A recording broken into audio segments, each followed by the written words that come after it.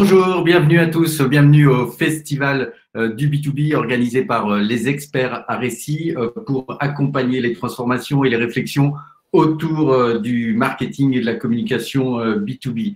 Dans cette vidéo, nous allons parler contenu et nous allons voir ensemble 5 exemples de contenu au service donc de votre stratégie marketing B2B. Le contenu est aujourd'hui stratégique, est au cœur de vos campagnes pour la notoriété, pour la génération de leads, mais aussi bien sûr pour le référencement SEO sur Google. Et donc, on va ensemble parcourir ces idées maintenant. Donc, 5 exemples avec nos experts. Donc, je me présente, je suis Laurent Olivier, directeur associé de l'agence Aréci. Un mot sur l'agence qui fait partie aujourd'hui du groupe Epoca, qui est donc le département avec tous les experts dédiés au B2B, avec cette vision que le B2B, c'est brand to business, donc ce n'est pas simplement business to business, c'est accompagner la marque pour faire du bon business et le contenu en fait bien sûr partie. Donc on va accueillir et on souhaite la bienvenue à Marie Belette qui est chef de projet éditorial chez Aréci et on accueille également Stanislas Perrin-Bidan qui est team leader sur le pôle inbound et content. Bienvenue à tous les deux. Allez, Bonjour on démarre tout de suite dans le vif du sujet. Juste signaler à toutes les personnes qui nous suivent que vous pouvez utiliser le chat pour poser vos questions. On va les regrouper pour être pratique tout à la fin, mais on y répondra bien sûr. On va essayer de faire un webinaire festival rythmé et on va tout de suite répondre à cette première question que je vais poser à Stanislas. Lorsque l'on fait des articles, pourquoi le format standard doit être conservé et pourquoi il doit être au cœur de votre stratégie? Bonjour à tous. Alors, premièrement, donc par rapport au format et surtout au contenu, pourquoi est-ce que c'est important et primordial de bien penser aux articles de blog? Alors, plusieurs points. Le premier, c'est l'article de blog a comme avantage d'exprimer un positionnement d'expert sur soit vos métiers, soit différents sujets. Ensuite, ça va permettre d'avoir une notoriété, d'améliorer la notoriété de votre marque et votre branding. Un troisième point très important, c'est que grâce à Google et grâce au référencement naturel, ça va vous permettre de générer énormément de trafic. Ça, on le verra, nous, c'est ce qu'on met en place pour différents clients. Et effectivement, on voit que de nombreux articles nous ramènent une grande part de notre trafic. Donc, ils arrivent directement sur un blog et ensuite, le trafic se disperse sur les différentes pages internes. Et enfin, tous ces articles, et c'est ça qui est important, on peut mesurer. Donc, on peut regarder tout ça via des KPI, le taux de rebond, le nombre de visiteurs uniques, le temps qui reste sur chacune des pages. Et tout ça, ça va nous permettre d'optimiser les articles au fur et à mesure du temps. Donc ça, c'est vraiment le premier point important. Grosso modo, ce qu'on doit retenir, c'est que l'article est finalement le format éditorial par excellence. Et comme en journalisme, ce que vous devez faire, c'est vous concentrer sur la place du lecteur, finalement sur la richesse éditoriale que vous allez pouvoir procurer lorsque vous allez pouvoir en produire un. Parce que donc ça va être orienté avec les intervenants que vous allez pouvoir interroger, mais également les visuels que vous pouvez avoir dans le corps d'article. Il n'y a pas que le header qui est concerné. Vous appuyez donc sur le corps d'article avec la performance SEO parce qu'elle est inséparable finalement de l'article qui va être publié, et également parce que c'est une vision long terme qui est liée. Un article ne remonte pas immédiatement dans un feed Google, donc ça prend un petit peu de temps. Donc c'est aussi ça qu'il faut considérer lorsqu'on va pouvoir en publier un. Pensez capillarité et anticiper la vie de l'article, c'est-à-dire qu'il ne va pas juste être publié par exemple sur votre blog, on pourra également considérer qu'il va être diffusé sur LinkedIn et donc anticiper en créant des vignettes associées en termes d'exemple. Pour le partage, dernier point, considérez que vous pouvez faciliter son partage ou au moins le faciliter pour les personnes qui vont pouvoir le lire. Et ce n'est pas l'article en entier, dans ce cas-là, uniquement une portion. Ça a été implémenté sur certains formats, je me rappelle. Donc, vous pouvez par exemple juste partager une citation, que ce soit sur les réseaux sociaux ou autre. Alors, on peut peut-être voir des exemples. Effectivement, donc je vous présente ici quelques exemples d'articles. Donc typiquement des articles qu'on a créés pour Hyundai. J'ai pris comme exemple Hyundai, donc le blog c'est Alternative Business que l'on gère. Typiquement, on a fait le choix de mettre en avant des experts, typiquement avec Orange. D'autres sujets liés à différentes motorisations comme l'hydrogène. Donc on va vraiment chercher le responsable d'Air Liquide qui est à même d'exprimer et de parler sur le sujet. Et enfin, on a fait le choix, donc ça reste toujours dans la thématique des articles, de créer des articles qu'on a appelé le dossier fiscalité. sur les différentes motorisations des véhicules Hyundai. Et on peut remarquer que ce dossier fiscalité, en tout cas ces articles, nous ont permis la grande force, c'est que ça nous ramène à peu près un tiers de notre trafic. Donc, on peut voir sur différentes motorisations, on ressort en position 1 de Google. Donc, comme quoi l'article n'est pas mort. Et je le conseille toujours afin de ramener un maximum de trafic sur votre site et du trafic qualifié surtout. Deuxième exemple de contenu, on parle beaucoup aujourd'hui des podcasts, mais comment faire en sorte que ces podcasts se distinguent de tous ceux disponibles? Et on voit là pendant le confinement qu'on a eu une prolifération de podcasts. Est-ce que Stanislas, tu peux nous répondre sur ce sujet? Bien sûr. Alors, le podcast, comme tu l'as bien dit, Laurent, donc c'est un format à l'air du temps, surtout en ce moment. On peut voir que surtout depuis 1 an, il y a un grand retour du podcast. Pourquoi? Parce qu'on a un changement des modes de consommation. Donc, on est de plus en plus dans les transports. Bon, pas en ce moment, mais de plus en plus dans les transports, dans sa voiture. Donc, on peut pas, à défaut de l'article, on peut pas le lire. Donc, du coup, on va écouter un podcast. Donc ça, c'est vraiment quelque chose d'important et à bien prendre en compte par les marques aujourd'hui. Un podcast peut être aussi éditorialisé.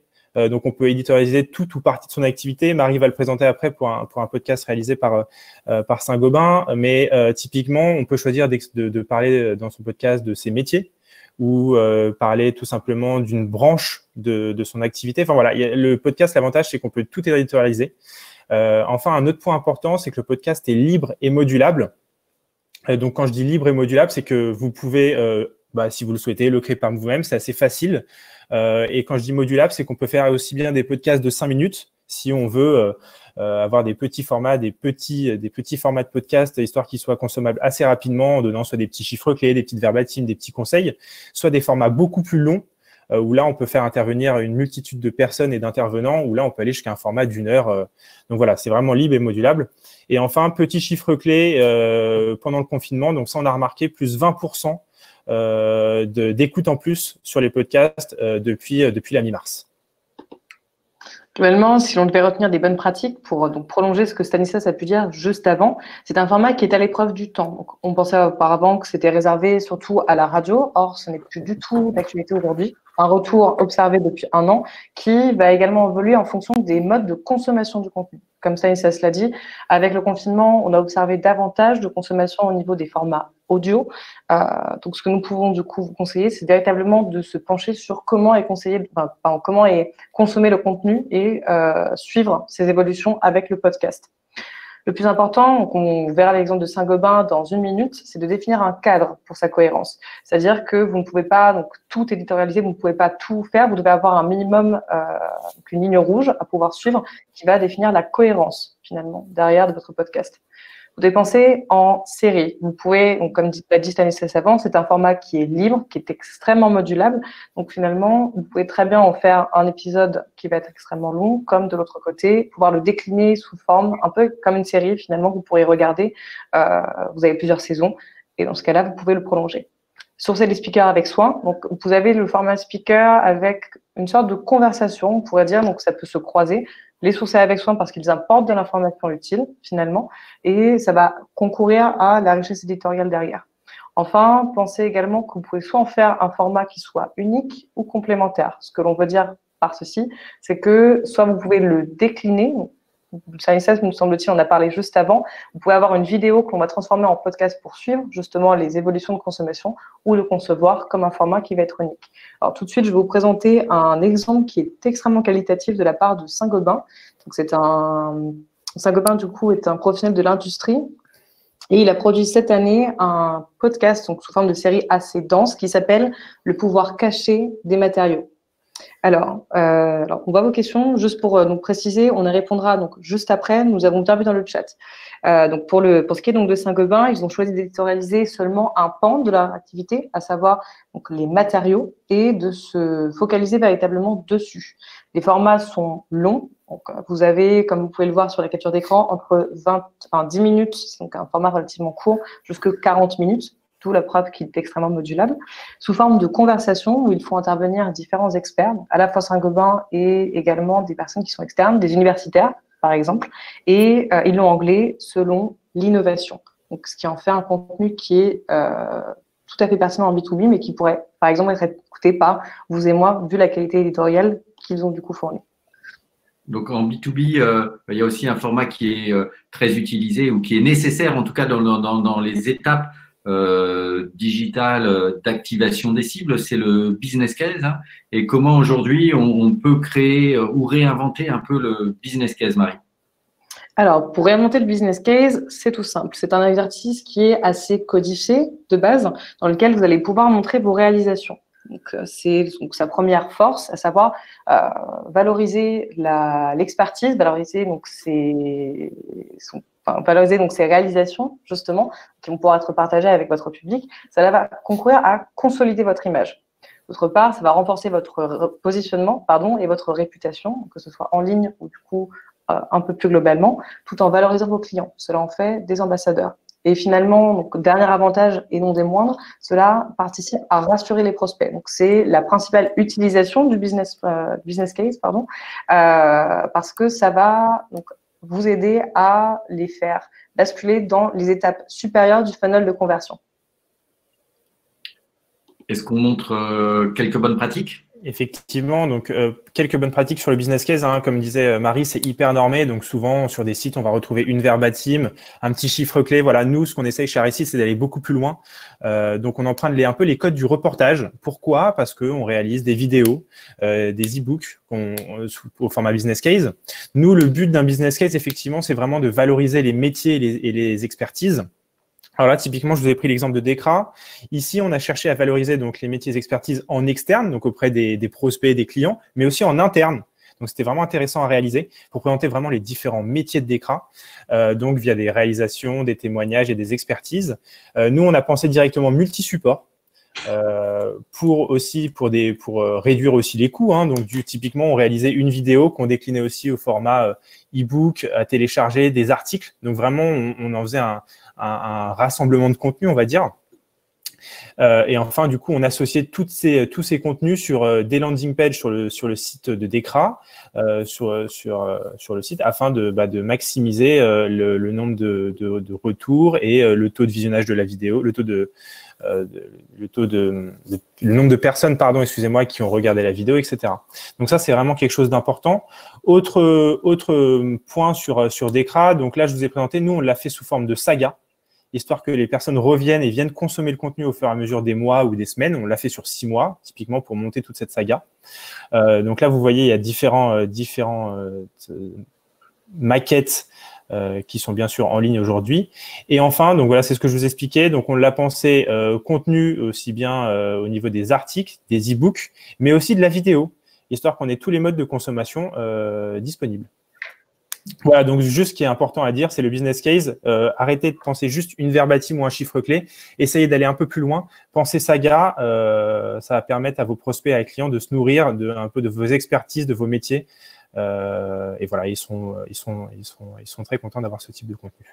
Effectivement, donc le business case est un contenu qui est en général lourd à produire, hein, parce que ça demande notamment souvent beaucoup d'autorisation. C'est pour ça que Marie et Stanislas recommandent toujours de lui donner plusieurs vies dans le temps, hein, en termes d'usage, de plusieurs formats et à partir d'un contenu brut, produit et validé, de démultiplier son usage. On vient d'en parler, donc les vidéos. Hein, souvent aujourd'hui, c'est un support qu'on essaye aussi de démultiplier. Par définition, c'est plus facile parce que c'est pas à lire et il suffit et en plus, il y a plus d'empathie souvent dans le message vidéo. Donc, mais comment aujourd'hui on fait pour émerger? Il y a plein de vidéos disponibles, il y a plein YouTube en est plein. Comment on fait pour émerger? Alors, je vais répondre, Laurent, du coup. Vous avez certainement remarqué qu'en étant en confinement, vous avez augmenté votre consommation au niveau des vidéos. Et c'est quelque chose qui est tout à fait normal parce que finalement, la vidéo, c'est le format qui est le plus consommé sur Internet, qui est également le plus produit, en dépit donc, des freins que parfois cela peut représenter. Premièrement, parce qu'elle est très facilement partageable. Vous avez donc ces petites icônes qui vous permettent de le partager à qui vous voulez, que ce soit donc à la fois sur des plateformes comme YouTube, un peu la plateforme par excellence, ou du coup d'autres. C'est un format qui est très modulable, un peu comme le podcast. Vous pouvez en faire ce que vous voulez. Donc, des petites vidéos qui soient très, très courtes. Par exemple, on parlait du business case, mais ça peut être des choses un petit peu plus longues, comme des reportages très, très, très, très denses, justement.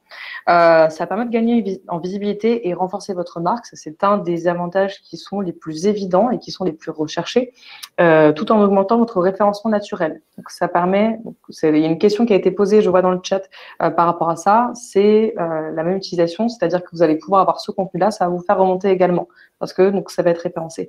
Et encore une fois, un avantage qui est indéniable, c'est l'utilité vis-à-vis de la conversion, qui est également recherchée lorsqu'on va publier des vidéos. Alors, est-ce que là encore, on peut donner des bonnes pratiques? Tout à fait. Alors, 3 grandes pratiques sur lesquelles se focaliser. La première problématique, en fait, à laquelle vous devez penser, c'est comment maîtriser la diffusion pour atteindre les prospects. La première chose à faire est de bien délimiter les supports de diffusion. Donc, sur quoi est-ce que vous êtes compté pouvoir diffuser votre vidéo? Est-ce que ça va être un réseau social, donc YouTube, on en a parlé juste avant? Est-ce que ça va être votre blog? Est-ce que ça va être donc ailleurs? Ça, c'est à vous donc de le voir. Et en conséquence, adapter les formats en fonction. Par exemple, vous vous doutez bien que si je diffuse une vidéo pour un usage mobile, étant donné que c'est un format qui va être vertical, je vais devoir adapter ma vidéo en fonction. Idem donc pour YouTube et pour donc LinkedIn. Et troisièmement, et non des moindres, maintenir un rythme pour pouvoir maintenir l'attention. À la fois donc, en termes de contenu, vous allez pouvoir du coup avoir quelque chose qui soit relativement rythmé, dynamique dans la façon de le présenter. Donc ça, c'est par rapport à la structuration de la vidéo même, et d'autre part, par rapport à la diffusion elle-même. C'est-à-dire que vous devez prévoir une certaine régularité. Vous ne pouvez pas publier une vidéo, donc, par exemple, au 1er janvier, et la seconde, je ne sais pas, 6 mois après. Il faut que ce soit un minimum du coup fourni pour avoir une certaine forme de corps. Merci pour ces bonnes pratiques. Voyons des exemples. Voilà, alors moi je voulais vous présenter je vous ai mis quelques petits exemples ici pour un peu vous montrer les différentes vidéos et réalisations qu'on peut en faire. On peut très bien faire des vidéos corporate. Donc typiquement ici j'ai pris l'exemple de Cofidis Retail où dans une vidéo on va présenter les différentes solutions de paiement fractionné. Ils ont fait le choix aussi récemment de tourner une vidéo avec Rakuten, histoire de faire une vidéo de testimonial. Donc, c'est un peu un format business case au final, mais voilà, comme quoi on peut très bien faire des business case au format vidéo. Ils l'ont fait aussi avec Alain Afflelou, qui est un de leurs clients, effectivement. Donc, vous pourrez aller voir ça sur leur chaîne YouTube. Enfin, on peut aussi faire des vidéos produits ou services. Typiquement, via différentes vidéos, ils expliquent comment fonctionne la signature électronique en magasin. Donc, comme quoi la vidéo, c'est pas seulement pour présenter votre marque, vous pouvez aussi présenter vos produits, vous pouvez aussi présenter vos services. Voilà. La vidéo, on peut un peu tout faire avec, juste faut aussi l'éditorialiser, comme disait Marie. Autre point, et ça, je reviens juste dessus, j'ai rajouté quelques petites précisions, comme l'expliquait Marie. Pensez format de votre vidéo, où est-ce que votre vidéo va-t-elle vivre? Donc là, vous pouvez voir effectivement en fonction que ce soit sur Facebook, Instagram, Twitter ou LinkedIn, c'est pas les mêmes formats, c'est de temps en temps les mêmes ratios, mais c'est pas les mêmes formats. Donc attention par rapport à la qualité de votre vidéo. Pensez diffusion et pensez où est-ce que je vais la diffuser afin d'optimiser son format. Enfin, je vous ai fait pendant ce confinement, on a vu différents types de vidéos émerger. Donc vous voyez les vidéos au format vertical. Qu'on peut retrouver typiquement sur la page de Bonsoir Bruce, que vous pouvez retrouver sur Facebook typiquement, où on peut, au lieu de passer d'un format horizontal, on est tout de suite passé à un format vertical. Et enfin, ce que je vais appeler les vidéos autoproduites, donc typiquement avec son smartphone à bout de bras, comme quoi on peut toujours réaliser des vidéos même en confinement. Voilà. Merci Stanislas pour ces exemples. Maintenant, on va parler des livres blancs. On a beaucoup aussi, c'est une mécanique un peu standard là aussi pour récupérer des leads, mais comment on réinvente ces livres blancs sur le fond et la forme, et c'est Stanislas qui va nous donner là encore des exemples et des bonnes pratiques. Effectivement. Alors, donc le livre blanc, donc nous c'est un contenu qu'on adore créer chez Aressi. Pourquoi? Parce que le livre blanc va permettre de donner sous un format premium votre expertise. L'avantage du livre blanc, c'est que vous pouvez le mettre en téléchargement, donc de générer des leads, donc des leads qui seront certainement froids, mais au moins vous pouvez générer des leads et les réchauffer au fur et à mesure. C'est un format PDF, donc on peut très bien le télécharger, mais le consommer pendant ses vacances. On n'est pas obligé de le consommer sur le moment, donc on peut le garder dans un coin de son bureau et le consommer quelques jours plus tard. Ce qui est vraiment important dans un e-book, c'est vraiment d'offrir de l'information utile. Une personne, elle vous laisse ses coordonnées, son numéro de téléphone portable, son email, ou de temps en temps son adresse pour aller un peu plus loin, en tout cas sur le nom de son entreprise. Alors, quand on échange ces données, quand on échange de la data, on attend à avoir un document très qualitatif. Donc voilà, ne lésinez pas sur la pertinence des informations à l'intérieur. Et donc ça, voilà, collecter des leads, c'est vraiment un des principaux avantages de l'e-book. Maintenant, on peut partager les bonnes pratiques? Tout à fait. Alors, le livre blanc, c'est un constat qui est fait chez Aressi. Il est encore conçu généralement comme un format qui soit un peu comme un print. Donc, même si ça va être pour une utilisation qui soit sur un format digital, on a toujours tendance un peu à le penser comme étant une chose qu'on va pouvoir imprimer derrière. Au contraire, ce que nous préconisons, c'est de le repenser pour une consommation sur des supports nomades, à savoir donc un mobile, une tablette. Stanislas, du coup, donnait comme exemple de le consommer en vacances. Je ne sais pas, vous êtes dans votre jardin, vous êtes en train de jardiner avec votre boîte, vous allez pouvoir regarder donc, votre livre blanc sur votre téléphone. C'est quelque chose à envisager. D'autre part, intégrer davantage de visuels et de travail graphique pour repenser l'expérience utilisateur. Bien entendu, il y a déjà un travail qui a été fait sur les sites internet pour qu'il soit adapté au mobile. Là, c'est exactement la même chose. C'est adapter donc, ce format-là au niveau de votre mobile pour pouvoir véritablement regarder. Et tout le monde préfère des visuels et un travail graphique qui soit aéré. Pensez également à soigner les à côté, si on peut dire ça comme ça. Donc, le formulaire, parce que vous allez, comme l'a dit Stanislas, récupérer de la data. Ce sont des choses qui, pour vous, sont précieuses et pour vos prospects sont précieuses aussi, plus encore. Donc, bien le soigner. Idem, donc, pour les emails, vous avez donc le corps de mail quand même qui représente donc, le premier contact à soigner et le placement du contenu, bien entendu, sur le site. Vous n'allez pas vouloir produire un livre blanc pour que finalement, il se retrouve dans un tout petit coin de votre site internet. Il faut également le mettre en valeur. Et enfin, en termes de rythme, nous préconisons maximum 4 livres blancs par an, dans la mesure où c'est un contenu qui est plus qualitatif et donc qui prend un peu plus de temps en termes de production. Et pour également ne pas étouffer, entre guillemets, vos cibles. Donc, ne pas donner trop d'informations, sinon ça fait trop. Merci Marie. Et donc maintenant, on va là encore voir un peu des exemples, comment on peut se challenger pour réinventer ces livres blancs. Exactement, donc 3 exemples. Typiquement, je vous ai présenté un livre blanc qui a été réalisé pour Renault. Donc c'est un livre blanc où on est parti sur un format PDF, mais on l'a animé, donc et on peut le rendre interactif en HTML. Donc effectivement, on n'est pas obligé de s'arrêter à un format standard, on peut aller un peu plus loin. Enfin, un autre format, c'est ce que je vous ai mis sur la capture du milieu, c'est nous, on va essayer chez Aressi de travailler de plus en plus ces formats e-book, mais en version mobile.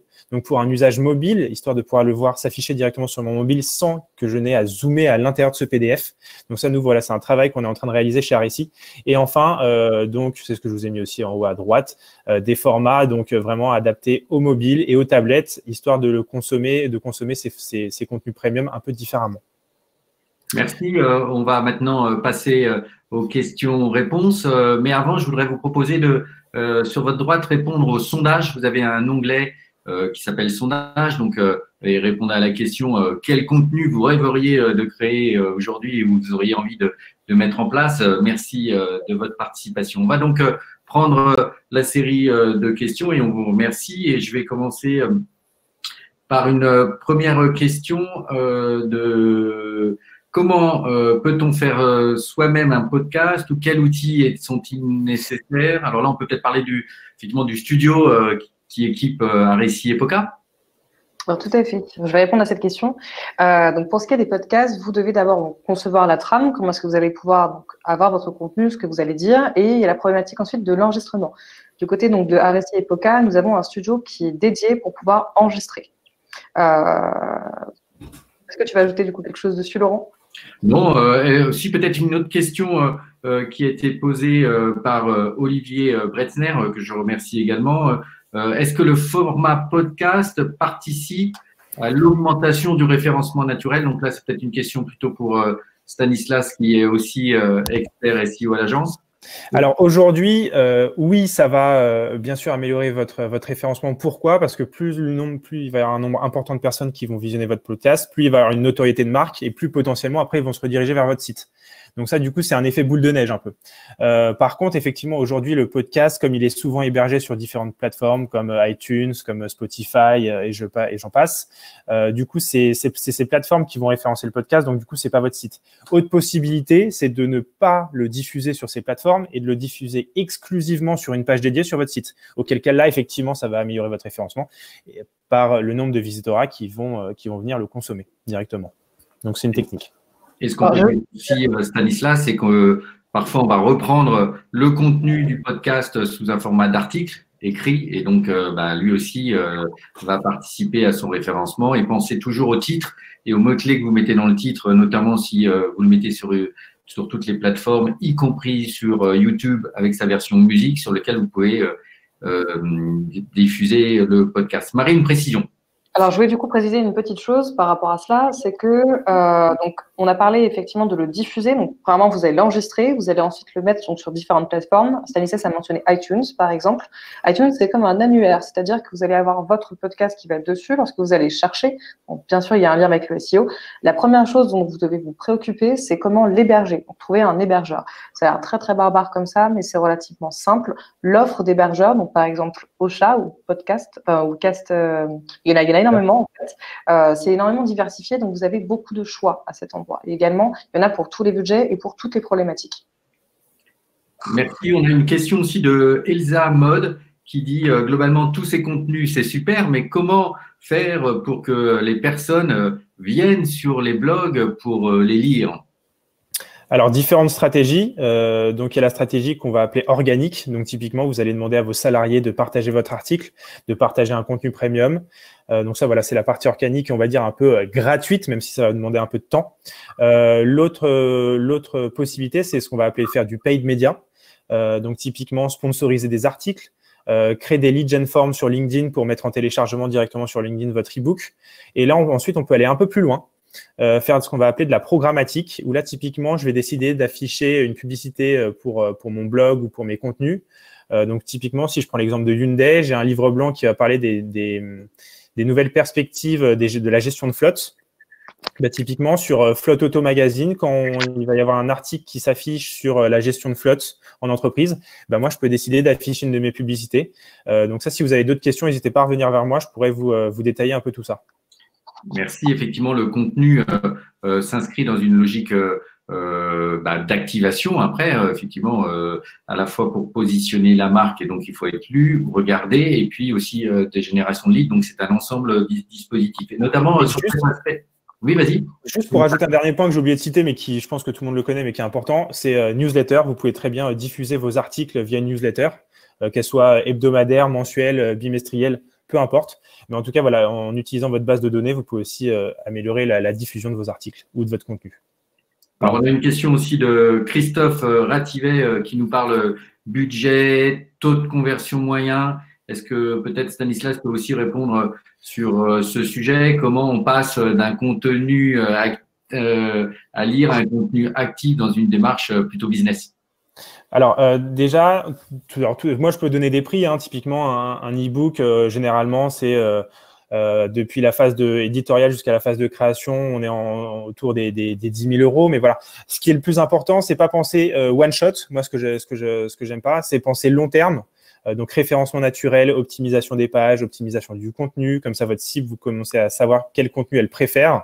Donc c'est penser long terme, peut-être via une petite stratégie mince au début de création d'articles, peut-être 2 articles par mois au début pour commencer. En tout cas, voilà, toute cette stratégie, ça va dépendre aussi un peu de votre métier, des experts qui vont intervenir derrière. Donc je peux pas répondre réellement quel budget, etc. Ça va un peu dépendre du nombre d'articles, du nombre de contenus, de la longueur du contenu, parce que nous, chez Artisan, on fait des articles 2 feuillets, mais on pourrait très bien s'imaginer demain si Google décide de changer un peu ses méthodes de référencement naturel, de devoir faire des articles 4 feuillets, 5 feuillets, 6 feuillets. Donc ça, c'est vraiment différent un peu de ce qu'on va mettre en œuvre. Mais alors, j'ai oublié qui a posé la question, mais en tout cas, n'hésitez pas à me laisser vos coordonnées. Je pourrais un peu rentrer dans les détails avec vous si vous le souhaitez. Et on va faire une dernière question, peut-être de Adama Ouattara, concernant un peu notre jargon, je dirais, e-book, livre blanc interactif. Voilà, peut-être préciser que tout ça, c'est un peu la même famille, Marie? Alors, livre blanc et e-book, c'est un peu bonnet blanc et blanc bonnet. C'est tout à fait exact, Laurent. C'est-à-dire que e-book, c'est un terme qui est davantage utilisé ces dernières années parce que ça va être diffusé donc en ligne. Voilà, pour clôturer, disons ça comme ça. Merci à tous de votre présence. On va remercier nos deux experts, Stanislas Perrin-Bidan et Marie Belette, donc de l'équipe contenu de l'agence. Le festival B2B continue, 7 capsules vidéo auxquelles participer et assister. On vous dit à très bientôt et on va terminer ensemble par une petite vidéo qui vous présente nos réalisations de l'agence. À très vite.